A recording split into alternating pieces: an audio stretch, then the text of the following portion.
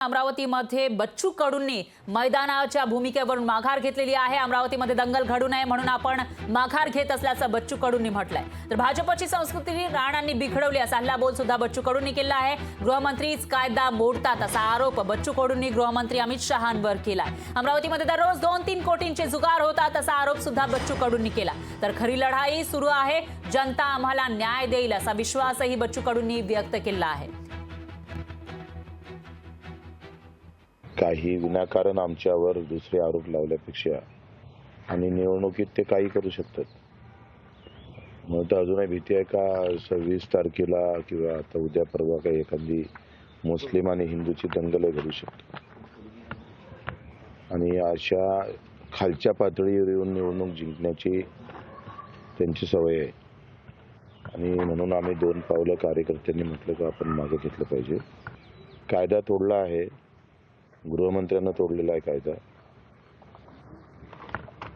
त्यांनी सभा घ्यायलाच नको होती, उलट दुसरीकडे घ्यायला पाहिजे होती आणि आम्हाला परवानगी दिल्यानंतर त्यांना नाकारल्यानंतर पुन्हा आम्हाला नाकारतून त्यांना देतं, तर ही घटना अतिशय निषेधार्थ आहे। मी तर त्या आयुक्ताला तो स्वाभिमानचा अध्यक्षच आहे, म्हणजे एवढी नालायकी कुठला अधिकारी करूच शकत नाही।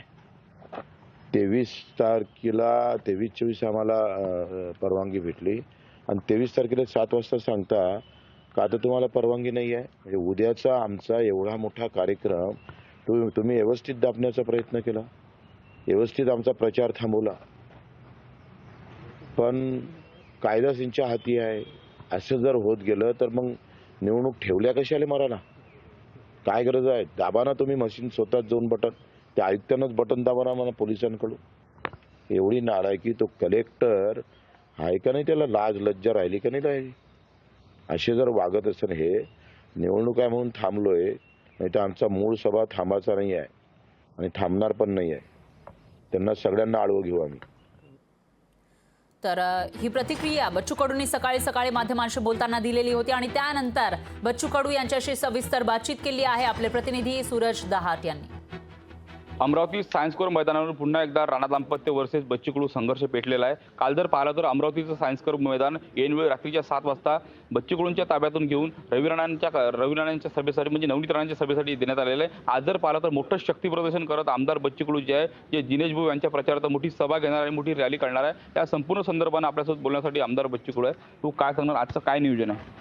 नाही तर आम्ही सगळे कार्यकर्ते स्वतःहून त्यांचे फोन यायला लागले, शेतकऱ्यांचे, शेतमजुरांचे, सगळे ताकदीनं स्वतःच्या वाहनानं या रॅलीमध्ये सहभागी होणार आहे। या अन्यायाच्या विरोधात हे शक्ती प्रदर्शन असेल आणि त्याचं उत्तर आम्ही रॅलीतून देऊ आणि 26 तारखेला लोक मतदानातून पण दिल्याशिवाय राहणार नाही। लोकशाही मराठी ऐका, पहा, जागरूक रहा।